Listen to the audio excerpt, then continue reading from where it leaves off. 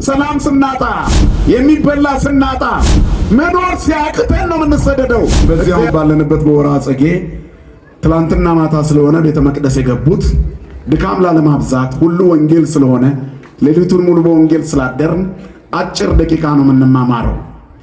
የትምህርታችን ርዕስ እንደ ርዕስ የምትወስዱት ድንግል ማርያም የሰማዕታት እናታቸው ብለን ነው። ሁላችሁም በሉ እስቲ ድንግል ማርያም በሉ።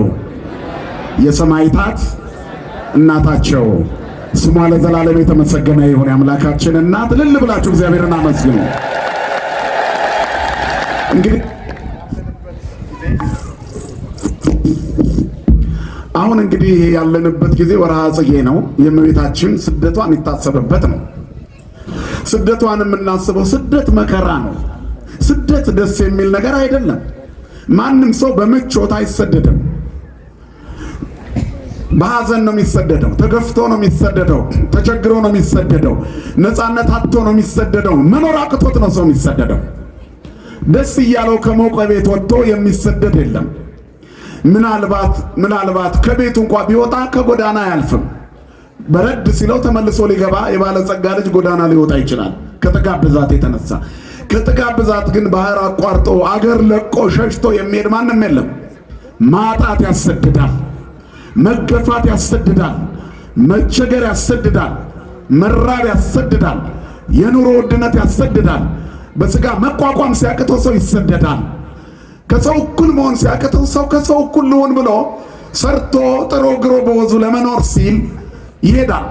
ነፃነት ካለው ምቾት ካለው ሀገሩ ከተመቸችው ባህር ገብቶ የሚሞት ማንም የለም።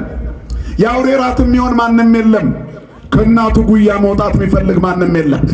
ከሞቀ ቤቱ ከአማረ ትዳሩ ተነስቶ የሚፈናቅ የሚሸሽ ማንም የለም። ሰው ምን ቢጠግብ ከቤቱ ወጥቶ ሌላ ቤት ይሄዳል እንጂ ከቤቱ ወጥቶ አገር ለቆ በረሃና ባህር አቋርጦ አይሄድም። ስለዚህ ስደትም የመከራ ውጤት ነው። የመገፋት ምልክት፣ የፍትህ ማጣት ምልክት፣ የነፃነት ማጣት ምልክት፣ የኑሮ አለመመቻቸት ምልክት ነው። አፍሪካ ውስጥ ያለው የዘመናችን ትልቁ ችግር ፍትህ ማዛባት፣ የተወሰኑ ሰዎች ጠግበው በማደራቸው አገር ለምተናል የሚሉ የሚደሰኩሩ ሰዎች ይበዛሉ። ሰፊው ህዝብ ባህር ገብቶ ሞተ እየተባለ የአሳ አንበሪ ምግብ ነው። የሜዲትራንያን ባህር አሳ አንበሪዎች የሚመገቡት የሰው ስጋ የአፍሪካውያንን ስጋ ከሆነ ቆይቷል። በጅምላ የሚቀበረው በየቦታው የሚወድቀው ሰው ተሰዶ ነው። እግዚአብሔር ስደትን ያቆመልን፣ ሀገራችንን ሰላም ያደርግልን። ስለዚህ ስደት ጥሩ ነው አይደለም፣ ስደት መጥፎ ነው። ታዲያ ይህንን ስደት ዛሬ አይደለም የተጀመረው፣ ከጥንት ጀምሮ ነው። እስራኤል ተርቦ ወደ ግብፅ ተሰደደ። ከዚያ ወደ ሀገሩ ለመመለስ መንገዱ ረዝሞበት በረሃ ለበረሃ ተንከራተተ። ስደት አሁን አልተጀመረም። ከእስራኤል ስደት በፊት እስራኤል የተባለ ያዕቆብ ከወንድሙ ሸሽቶ ከእናቱ ቤት ወጣ። ሳይፈልግ በረሃ ተንከራተተ። ምክንያቱም ሊገለው ስለሆነ ወንድሙ። ስለዚህ ከገዛ ሀገራችን የምንሰደደው ፍትህ ስናጣ ነው። ሰላም ስናጣ፣ የሚበላ ስናጣ፣ መኖር ሲያቅተን ነው የምንሰደደው። እግዚአብሔር ሀገራችንን መኖር የምንችልባት ሀገር ያደርግልን።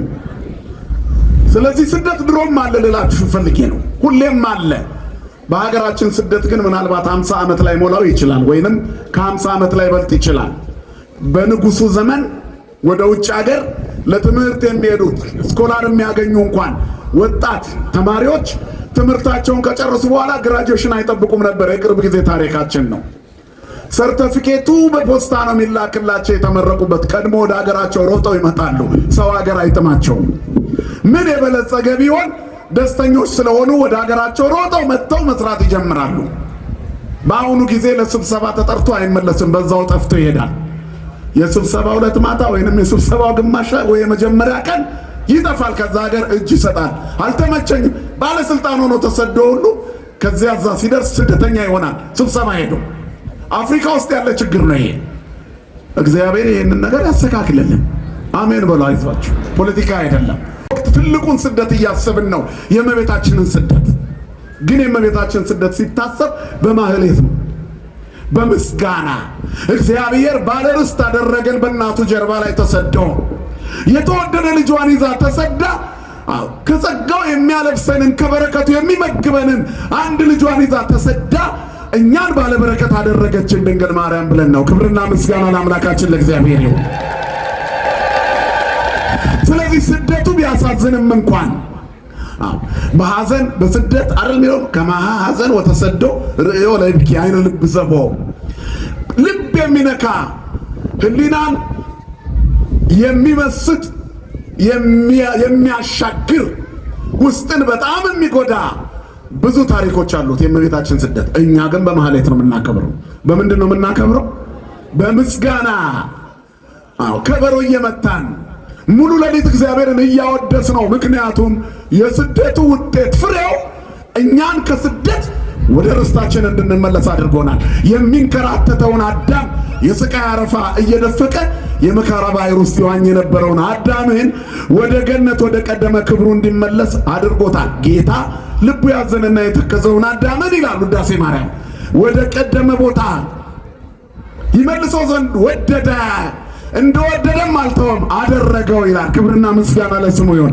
ስለዚህ የተሰደድነው እኛ ከርስታችን ከሀገራችን ገነት ከባዕታችን ገነት ከተፈጠርንበት ከደስታ በዓት የሲሳይ የደስታ በዓት ከሆነችው ከገነት የተሰደደውን ሰው ተስፋው ልትሆነው ድንግል ማርያም ልጇን ይዛ ተሰደደች። ከገነት ለተሰደደው አዳም ተስፋው አንቺ ነሽ የሚለው ቃል ይሄ ነው። አዳም ከገነት ሲሰደድ እመቤታችንን ተስፋ አደረገ። መቼ ይመለሳል? ድንግል ማርያም ተሰዳ እሱ ይመለሳል። ልጇን በጀርባዋ ይዛ ተሰዳ እሱ ይመለሳል። የክርስቶስ መሰደድ እሱን ከስደት ይመልሰዋል። ሞቱ ሞቱን ይሽርለታል። መታሰሩ ስራቱን ይፈታለታል። መቁሰሉ ለሱ የሚገባውን ቁስል መቁሰሉ ቁስሉን ይሽርለታል። ታሪክ ይቀየራል። እኛም ቁስላችን በቁስሉ ተሽሯል። ስደታችንን ተሰዶ ባለ ርስት አድርጎናል። ድንግል ማርያም እናቱ የድህነት ተካፋይ ናት ምንላት ለዚህ ነው። ስሟ የተመሰገነ ይሁን የአምላካችን እናት። ስለዚህ ድንግል ማርያምን እሞሙ ለሰማዕታት የሰማዕታት እናታቸው ናት ብለን ስንጀምር ሰማዕት የሚለው ቃል ምስክር ማለት ነው። ስለ ክርስቶስ የሚመሰክሩ ሁሉ ይሰደዳል፣ ይገባሉ፣ መከራ ይቀበላሉ። የእነዚህ ሁሉ እናት ድንግል ማርያም ናት። የሰማዕታት እናታቸው የሰማዕታት ምናቸው ናት? ምናቸው ናት? እናታቸው። የዚህን ታሪክ መነሻ ለማድረግ ራዕየ ዮሐንስ ምዕራፍ 12 ደስ የሚል አንድ ቃል እናያለን። ወአስተርአየ አብይ ተአምር ውስተ ሰማይ በሰማይ ላይ ወይንም በሰማይ ትልቅ ተአምር ታላቅ ተአምር ታየ። ወአስተርአየ አብይ ተአምር በውስተ ሰማይ ብእሲት እንተ ትለብስ ፀሐየ ወወር ታሕተ እገሪሃ ወዲበ ርእሳኒ አክሊል ዘአሰርቱ ወክልኤቱ ከዋክብት። አንዲት ሴት ትታያለች። በሰማይ ደስ የሚል ደገኛ ምልክት ታየ። በሰማይ ደገኛ የሆነ ምስጢር ታየ። ታላቅ ተአምር ታየ። አንዲት ሴት ተአምሯ ሴት ነች። ፀሐይን የተጎናጸፈች ጨረቃን የተጫማች በራሷ ላይ የ12 ከዋክብት አክሊል ያለባት አንዲት ሴት በዚያ ትታያለች። ይህቺ ሴት ጽንስቲት የጸነሰች ነበረች። ልትወልድ የደረሰች ሴት በማኅፀኗ ልጅ የያዘች ናት። ሌላ ተአምር ደግሞ ታየ። ቀይ ዘንዶ እሳታዊ 7 ራሶች 10 ቀንዶች ያሉት ጅራቱም የሰማይን ከዋክብት የተወሰኑትን ሲሶቹን ስቦ ወደ ምድር ጣላቸው። ዘንዶም ልትወልድ ባላት በሴቲቱ ፊት ቆመ ይላል ራዕየ ዮሐንስ ምዕራፍ 12። ከዚያም የአሕዛብን በብረት በትር የሚገዛውን ወንዱን ልጅ ልትወልድ ሴቲቱ በምጥ ተይዛ ጮኸች ይላል። ዘንዶም ሴቲቱ እንዳትወልድ ሊከላከል ፈለገ። እሱ ግን ዓለምን የሚገዛ ወንዱን ልጅ ወለደችው ይላል። ክብርና ምስጋና ለአምላካችን ለእግዚአብሔር ይሁን። ዘንዶም መርዙን ሊተፋ አሰበ። ነገር ግን ልጁ ወደ እግዚአብሔርና ወደ ዙፋኑ ተነጠቀ። ከዚያ ዘንዶ ሴቲቱን ሊያሳድድ ሲነሳ ሚካኤልና መላእክቱ ዘንዶውን ተዋጉት። ዘንዶው ወደቀ። የመጀመሪያው የቀደመው ጠላት ዘንዶ ወደቀ። አሁን የአምላካችን ኃይልና ክብር የሚሰማበት የአዋጅ ድምፅ ነው። ዘንዶ ወድቋል፣ ሰይጣኑ ወድቋል፣ ዲያብሎስ ተሸንፏል የሚል የአዋጅ ድምፅ ተሰማ። ሚካኤልና ገብርኤል ዘንዶውን ጣሉት። እግዚአብሔር የተመሰገነ ይሁን። አሁን ዘንዶ ሴቲቱን ሊያጠፋት አፉን ከፈተ፣ ያሳድዳት ጀመረ። 3 ዓመት ከመንፈቅ የሚሆነውን በረሃ የምትሰደድበትን ጉዞ ጀመረች። አልደረሰባትም። ውሃ የሚያል ባህር የሚያል ምራቅ ተፋ ይላል። እንዳልደረሰባት ሲያውቅ ተበሳጭቶ ምድሪቱ ረዳቻት፣ ውሃውን ዋጠችው። በመጨረሻ 2 የተሰጣትን የክንፎች ይዛ ሴቲቱ በረረች። እንዳልደረሰባት ሲያውቅ ይላል ወተማአ ውእቱ አርዌ ላዕለ ይእቲ ብእሲት ወሆረ ይጽቦሙ ለእለ ተረፉ ሉዳ ለእለ ያቅቡ ትእዛዘ እግዚአብሔር ወይሄሉ በጽድቁ ለኢየሱስ ክርስቶስ ወቆመ ላዕለ ሆፃ ባሕር። ዘንዶው እንዳልደረሰባት ሲያውቅ ተቆጣ። ሴቲቱ ላይ መድረስ ሲያቅቶት ተቆጣ። ስለዚህ ዞረ ፊቱን ሴቲቱን የሚያከብሩትን የሚከተሉትን የኢየሱስ ክርስቶስ ምስክር የሆኑትን የእግዚአብሔር ስም የተጻፈባቸውን ከዞራ የቀሩትን ሊዋጋ ወቆመ ላዕለ ሆፃ ባሕር በምድር አሸዋ መካከል ቆመ ይላል። ስለ ቃሉ አምላካችን እግዚአብሔር ስሙ ለዘላለም የተመሰገነ ይሁን። እንግዲህ የሰፊ ትርጉም አለው። ነገር ግን አሁን ካለው ሰዓት አንጻር ድንግል ማርያም እመሰማዕታት ናት የሚለውን ነገር ለመተርክ ስለሚመች በዚህ ይዘን እንነሳለን። ምክንያቱም ዛሬ ሰማዕቱ ቅዱስ ጊዮርጊስ ነው። አገልግሎታችንንም ሁል ጊዜ በየሳምንቱ ቅዱስ ጊዮርጊስ ሳይጠራ አይታለፍም። በዚህ በወርኃ ጽጌ አንድ ቀለም እመቤታችን ለቅዱስ ጊዮርጊስ ያላትን እመቤታችን ለቅዱስ ጊዮርጊስ ክብሩ ሞገሱ መሆኗን የሚጠቅስ ትልቅ ቀለም አለ። ሁል ቀን በወርኃ ጽጌ 6ቱንም ሳምንት የሚቆም ቃል እግዚአብሔር የማይቋረጥ ምስጋና ድንግል ማርያም የቅዱስ ጊዮርጊስ አክሊሉ ክብሩ ሞገሱ እንደሆነች የሚገልጽ ሰማዕቱ ቅዱስ ጊዮርጊስ ደግሞ እናቱን በሷ ክብር በሷ ብርሃን የሚመላለስባት እናቴ የሚላት እንደሆነ የሚገልጽ መጽሐፍ አለ። ክብርና ምስጋና ለአምላካችን ለእግዚአብሔር ይሁን። እማሙ ለሰማዕታት የምንላት ይሄ ነው።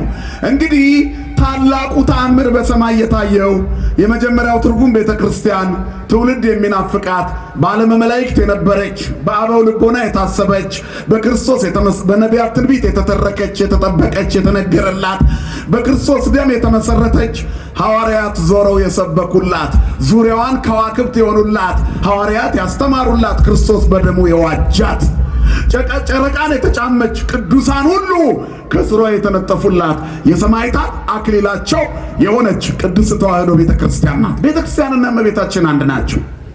ይህች ቤተክርስቲያን በክርስቶስ ደም የተዋጀችው ከእመቤታችን ከቅድስት ድንግል ማርያም በተወለደው በመድኃኒት ክርስቶስ ነው። የክርስቶስ ደም ክርስቶስ የነሳው ደም ከእመቤታችን ነው። ዓለም የሚድንበት የክርስቶስ ሥጋና ደም የተሰጠን ቀራንዮ ላይ ነው። ያንን ሥጋ ከሰማይ ይዞ አልመጣም። ይህንን ሥጋ ከእመቤታችን ነው የነሳው። መስቀል ላይ የዋለው በረከት ክርስቶስ ከሷ ከሥጋዋ ሥጋ ከነፍሷ ነፍስ ነስቶ የሰጠን ሕይወት ሥጋና ደሙ ከእመቤታችን የነጣው ነው። ክብርና ምስጋና ለስሙ ይሁን። ስለዚህ እግዚአብሔር በሥጋ ሰው ሆነ የምንለው ከእመቤታችን ነው። ቅድመ ዓለም ከአብ ያለ እናት ተወለደ። ለቀዳማዊነቱ ጥንት የለውም፣ ለዳህራዊነቱም ፍጻሜ የለውም። ድህረ ዓለም ያለ አባት ከእመቤታችን ተወለደ። እመቤታችንና ቤተ ክርስቲያን አንድ ትርጉም አላቸው። ድንግል ማርያም በሰማይ ምስጢር ታየ ይላል። ኮንኪ ዳግሚተ ሰማይ ዲበ ምድር ኦ ወላዲተ አምላክ ዘእንበለ ርኩስ። ዳግሚት ሰማይ ይላታል። ሰረቀ ለነ እምኔኪ ፀሐየ ጽድቅ። በሰማይ ላይ የታየችዋ ተአምር ድንግል ማርያም በምድር ያለች ሰማይ ነሽ ሲላት ነው። ሰማይ የንጽህና ምልክት ነው። ቅድስናዋን ንጽህናዋን ለማየት እንተ ትለብስ ፀሐየ፣ ድንግል የለበሰችው መጎናጸፊያዋ ፀሐይ ክርስቶስ ነው። ስሙ ለዘላለም የተመሰገነ ይሁን። ፀሐየ ጽድቅ አርያማዊ ዘበንጽ መራዊ የተባለ ክርስቶስ ኢየሱስ ነው። ስለዚህ ፀሐይን ተጎናጽፈው ይላል። ለዘላለም የሚያበራላት ብርሃን ለቅዱሳን ሁሉ በርቶባቸው የሚኖር ቅዱሳንንም ብርሃን የሚያደርጋቸው ብሩሃን የሚያደርጋቸው ክርስቶስ ኢየሱስ የተወለደው ከድንግል ማርያም ነው። ይሄ የማይሻር ዶግማ የማይለወጥ የእምነታችን አንዱ መስመር ነው። ይሄንን አዛንፈን ኦርቶዶክሳዊ ነኝ ማለት አይቻልም። ስለዚህ ከሰማየ ሰማያት የወረደው ዓለምን ያዳነው መድኃኒት የተወለደው ከድንግል ማርያም ነው። ሥጋን ነፍስን የነሳው ከእመቤታችን ነው። ፀሐይን የተጎናጸፈች ያቺ ሴት የምትወልደው ወንዱ ልጅ ክርስቶስ ነው። ምጡቅ የት መጣ ከተባለ የሌሎችን ሴቶችን መሻትና በእነሱ ላይ ያለውን የእሱ አድርጎ ይላል ትርጓሜው። ያ ብቻም አይደለም። ምጥ የሚለው ቃል ጉጉትን መሻትን ያሳያል። ጉጉትና መሻቱ ምንድነው ብላችሁ የምታስቡ ከሆነ ዓለም ሁሉ እንዲድን እመቤታችን ትናፍቅ ነበር። የዮሐንስ ወንጌል ምዕራፍ 2 ላይ አማላጅነቷ ሲጀመር የመጀመሪያ የማማለድ ስራዋ እሱም የመጀመሪያ ዓለምን የማስተማር ተአምር የመስራት ስራ በስጋዌ ሲጀምር የመጀመሪያው ተአምሩን እናቱ ናት የነገረችው። የሷም የአማላጅነት ስራ በይፋ የተጀመረው በዚህ ወንጌል ላይ ነው። የመጀመሪያዋ አዲስ ኪዳን መምህርት ናት። የመጀመሪያዋ የክርስትና አማኝ ናት። የመጀመሪያዋም ሰባኪ ነች። ስሟ ለዘላለም የተመሰገነ ይሁን።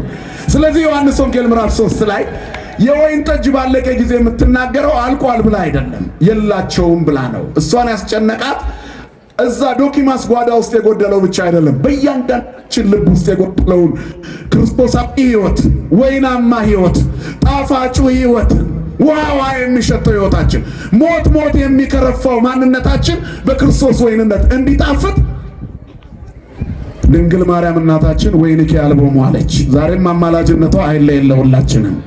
ስለዚህ ወዲያ እሱም ተናገረ። እናቱ ምስጢር የእናቱ ቋንቋ የገባው እሱ ነው። የልጇን ቋንቋ የሚገባት እርሷ ናት። እናትና ልጅ ይግባባሉ። አንተ አምላክ ነህ፣ ከሃሊ ነህ፣ የተወለድከው ዓለምን ለማዳን አንተ እያለ እንኳን ጓዳ ይጉደል ነው። አልቋል ብትል ኖሮ አማላጅነቱ እዛ ጓዳ በቀረ ነበር። ወይንኬ አልቦሙ በሰው ጥንስስ የማይሰራ መድኃኒተ ዓለም ኢየሱስ ክርስቶስ ጋኖቹን አጥባችሁ ባዶ አድርጎ አለ። ተንጠፍጥፎ ንጹህ መሆኑ ሲታወቅ ውሃ ሙሉ አለ። ሐዲስ ኪዳን በምእመናን ልብ ውስጥ ተሞላ። በማን? በድንግል ማርያም አማላጅነት በክርስቶስ ተአምር። ክብር ምስጋና ለአምላካችን ለእግዚአብሔር ይሁን። ድንግል የሌለችበት ሐዲስ ኪዳን፣ ድንግል የሌለችው ክርስቶስ፣ ክርስቶስ የሌለው ክርስትና የለንም እኛ። የክርስትናችን መስመር እዛ ቃና ዘገሊላ ላይ ተጀመረ። ከዚያ በኋላ የሁላችንም ቤት የቃና ጓዳ ነው። ድንግል ማርያም ምስለ ፍቁር ወልዳ ያለችበት፣ ድንግል ማርያም ከተወደደ ልጇ ጋር ያለችበት ሰርግ ቤት ነው የክርስቲያኖች ቤት። ሁሉ ጊዜ ቢጎድል የሚሞላላቸው፣ ሳሊለነ ቅድስት የማይቋረጥበት፣ ውዳሴ ማርያም የሚደገምበት፣ ፈተናው የማይቀርበት፣ ነገር ግን የፈተናው ዋጋ በእመቤታችን አማላጅነት ድል የሚደረግበት፣ ክርስቶስም ጋኖቹን ሙሉ የሚባልበት። ያ ብቻም አይደለም፣ ወኩሎ ዘይቤለክሙ ግበሩ የሚለው የእመቤታችን ስብከት በልባችን ያለ ክርስቶስን ብቻ የምንሰማበት፣ ይህንን እንድንሰማ ከድንግል ማርያም የተነገረበት፣ እኛ ትልልቆቹ ብቻ ሳይሆን የእኛ ታላላቆቹ አባቶቻችን ያስተማሩን ሐዋርያት ሁሉ ሳይቀር በእሷ ስብከት ኢየሱስ ክርስቶስን ያመኑበት የመጀመሪያው የቃናው ጓዳ ዛሬም የኛ ቤት ነው። ክብርና ምስጋና ለአምላካችን ለእግዚአብሔር ይሁን። ድንግል ማርያም የሰማዕታት እናታቸው ናት። ሰማዕት ማለት ምስክር ነው። የመጀመሪያዋ ምስክር ነች። ያ ብቻም አይደለም፣ ለሰማዕታት ሁሉ እናታቸው ለመሆን ምስክርነትን በቃል ብቻ አይደለም በተግባር የሚያሳየች ናት።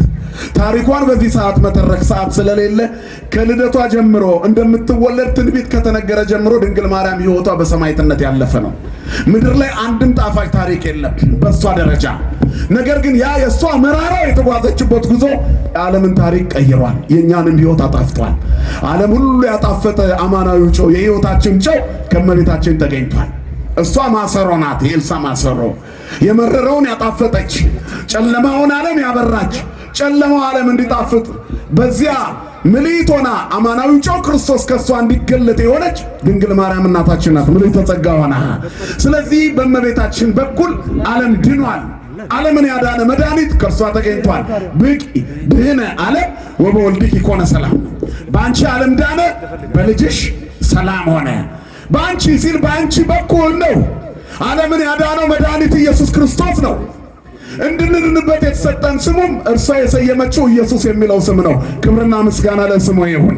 ይህንን ሁሉ ነገር ይዛ እስክትመጣ ብዙ የመከራ ዘመን አሳልፋለች። እንዳትወለድ መጥቁል አሳዷታል። በማኅፀን ሳለች እንድትጠፋ ተዘምቶባታል። ሊባኖስ ተራራ ላይ በስደት ተወለደች።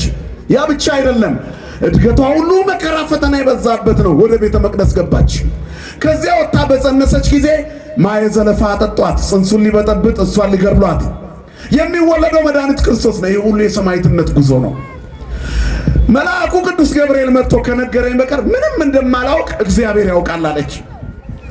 ዮሴፍ መጥቶ ሲጠይቃት ኦ ወለተ እስራኤል መኑ ቀረጸ አክናፈ ድንግልና ከድንግልናሽን መስመር የጣሰ አንቺ ልጅ እንድትወልጅ ያደረገሽ ማን ነው? እኔ ጠብቅ ተብዬ ነው ብሎ ነበር ዮሴፍ።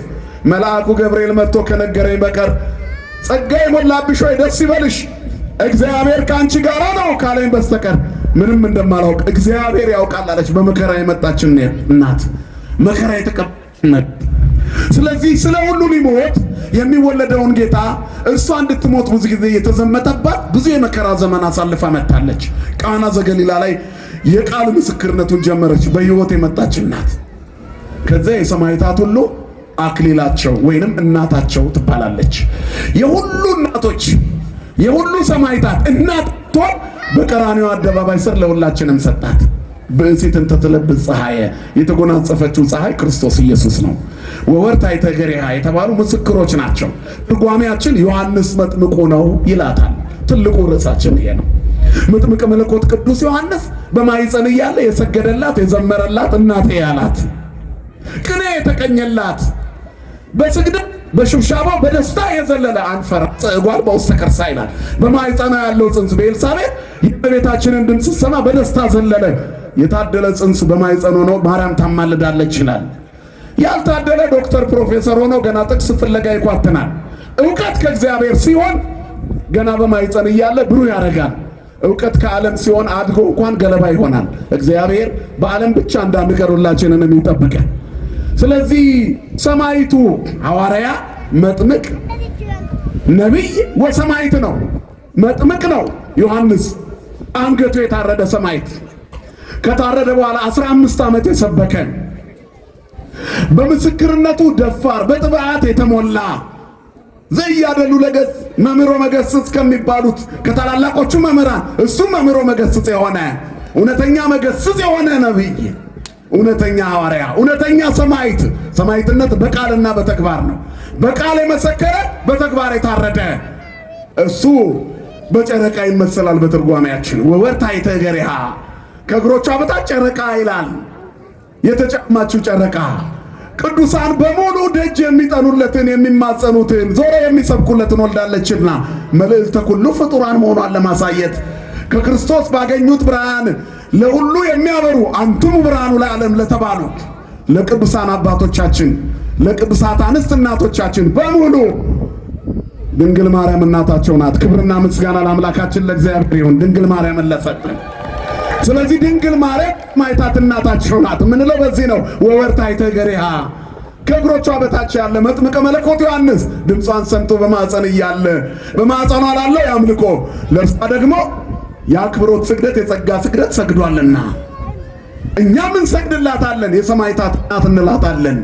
እመቤታችን ኑሯ ሰማዕትነት፣ እናትነቷ የሰማዕታት። በዚህ በወርኃ ጽጌ ከዚህ ከዕለቱ ከቅዱስ ጊዮርጊስ በዓል ጋር አስበን የሚነገር ቃለ እግዚአብሔር አለ። ቅድም ሕፃናቱ ሲዘምሩት ነበር። አክሊለ ጽጌ ማርያም ለጊዮርጊስ ንገሩኝ እስቲ ሁላችሁ። ቀጸላ መንግሥቱ ከላይ ክበበ ጌራ ወርቅ ጽሩይ እምንቁ ባህሪ ዘይሃቱ ነው ዘተጽሕፈ ብኪ ትእምርተ ስሙ ወተስካረ ሞቱ። አክሊለ ጽጌ ማርያም ለጊዮርጊስ ቀጸላ መንግሥቱ አንቲ ኩሎ ታሰግድ ሎቱ ወለኪሰ ይሰግዱ እቶ ክበበ ጌራ ወርቅ ጽሩ እምንቁ ባህሪ ዘይሃቱ። እመቤቴ ማርያም ሆይ የሞቱ መታሰቢያ የስሙ ምልክት የተጻፈብሽ ከሚያበራ የእንቁ ባህሪ የጠራሽ የወርቅ ክበብ አንቺ ነሽ ነው የሚላት እመቤታችን። የወርቅ ክበብ ከሚያበራ እንቁ በላይ ያለች ከእንቁ ባህሪ የበለጠ የሚያንጸባርቅ ብርሃን ነሽ ይላታል። ለምን? ዘተጽሕፈ ብኪ ትእምርተ ስሙ ወተስካረ ሞቱ።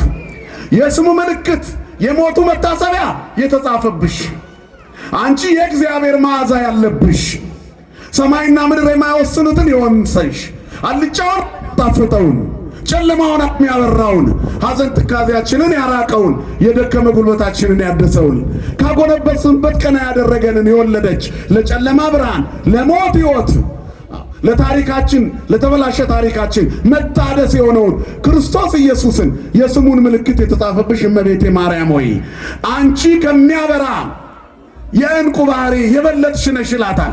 እንቁ ባህሪ ሌላ ትርጉም አለው። ወደ ባህር የሚጣል ሰደፍ ከሚባል ኦፍ የሚወጣ ይላል ትርጓሜው። ያለ አባት የሚወጣ ከወጣ በኋላ ተፈልጎ የሚገኝ ከተገኘ በኋላ ውድ የሆነ ከዚያ የሚበልጥ ብርሃን ነሽ። ምክንያቱም ዓለምን ያዳነው የመድኃኒት ምልክት በአንቺ ላይ ታትሟልና ይላታል። ከዚያ አክሊለ ጽጌ ማርያም ለጊዮርጊስ ቀጸላ መንግስቱ። ለጊዮርጊስ የንግስናው የመንግስቱ ቀጸላው አንቺ ነሽ፣ ወይንም የአበባ ጉንጉን የተሳለብሽ የጊዮርጊስ የመንግስቱ ዘውድ አንቺ ነሽ ይላታል። አክሊሎሙ ለሰማዕታት እሞሙ ለሰማዕታት እንላታለን። የሰማዕታት አክሊላቸው የሆነ ክርስቶስን የወለደች የሰማዕታት እናታቸው እመቤታችን ናት። ስሟ ለዘላለም የተመሰገነ ይሁን። አንቺ አክሊል ሆነሽ ሁሉን ታሰግጃለሽ። ወለኪስተ ይሰግዱ እቱ፣ ለአንቺ ደግሞ እሱ ይሰግድልሻል። አንቺ ለእርሱ ሁሉን ደጅ እንዲጠኑ ታደርጊያለሽ። የሰማዕታት እናታቸው ናት። ቅዱስ ጊዮርጊስ ለኢትዮጵያ ገበጣ ነው። ድንግል ማርያም ኢትዮጵያ አስራት ሀገሯ ናት። አስራት ሀገሯ ለሆነች ለኢትዮጵያ ገበዟ የሆነ ጊዮርጊስ ሁሉ እንዲሰግዱለት ድንግል ማርያም ታዘናለች። እኛ ልጆቿ ነና። ስሟ ለዘላለም የተመሰገነ ይሁን። ቅዱስ ጊዮርጊስ ደግሞ ገበዞ ነው፣ ለኢትዮጵያ ባለውለታ ነው። የካቲት 23ን አትረሱም። የአድዋው ታሪክ ዓለም ሊሰርዘው ያልቻለ ብዙ ሰይጣን ቢዘምትበት ሊጠፋ ያልቻለ የማይፋቅ ታሪክ በነጩ ፈረስ ላይ ተቀምጦ ነጮችን ያስወገደ ወራሪዎችን አስወግዶ ለተወራሪዎች ጥብቅና የቆመ የኢትዮጵያ ገበዝ ጊዮርጊስ ስሙ ለዘላለም የተመሰገነ ይሁን። ድንግል ማርያምን ዘውዱ ነሽ እንላታለን። ዛሬ ጥቅምት 23 ቀን የወርኃ ጽጌ አራተኛ ሳንበት ወይንም አራተኛ ሰንበት በዚህ ቀን ገጥሟል። አክሊለ ጽጌ ማርያም ልክክ ያለው ይሄ ነው። የሰማዕታት አክሊላቸው እናታቸው ናት ድንግል ማርያም። እኛም ምስክሮች ስንሆን ድንግል ማርያም እናታችን ትሆናለች። ከወርቅ ክበብ ከአበባ ጉንጉን ከተዋበ ዕንቁ ባህሪ የሚያበራ ልዩ ጸጋ አለሽ። ያ ብቻ አይደለም። ዘተጽሕፈ ብኪ ትእምርተ ስሙ ተስካረ ሞቱ። የእግዚአብሔር የስሙ ምልክት ዓለም የዳነበት የስሙ ምልክት አይለያትም። ድንግል ማርያም የእግዚአብሔር መዓዛ እስከ መጨረሻ ድረስ አይለያትም። የእግዚአብሔር መልአክ ወደ እመቤታችን መጥቶ እግዚአብሔር ከአንቺ ጋር ነው ያላት። ልብ አድርጉ። ደስ የተሰኘሽ ሆይ ደስ ይበልሽ አላት። ጸጋ የሞላብሽ ሆይ ደስ ይበልሽ። እግዚአብሔር ከአንቺ ጋራ ነው ይሆናል አይደለም። ከአንቺ ጋራ ነበር አይደለም። ከአንቺ ጋራ ንገሩኝ እስኪ ነው ማለት አሁን ነው። አሁንም እግዚአብሔር ከሷ ጋራ ነው። እግዚአብሔር ስሙ የተመሰገነ ይሁን። ስለዚህ ድንግል ማርያምን ማግኘት ቅዱስ ጊዮርጊስን ማግኘት ነው። ቅዱሳንን ማግኘት ነው። ድንግል ማርያምን ማግኘት ዘተጽሕፈ ብኪ ትእምርተ ስሙ ተስካረ ሞቱ ክርስቶስን ማግኘት ነው። በበረት በተወለደ ጊዜ ስለተወለደው ሕፃን መልአኩ የምስራች ለእረኞች ሲነግር ከእናቱ ጋር ስሙ ከተጻፈባት ጋር 9 ወር ከ5 ቀን ከከተመችው ጋር ታገኟታላችሁ።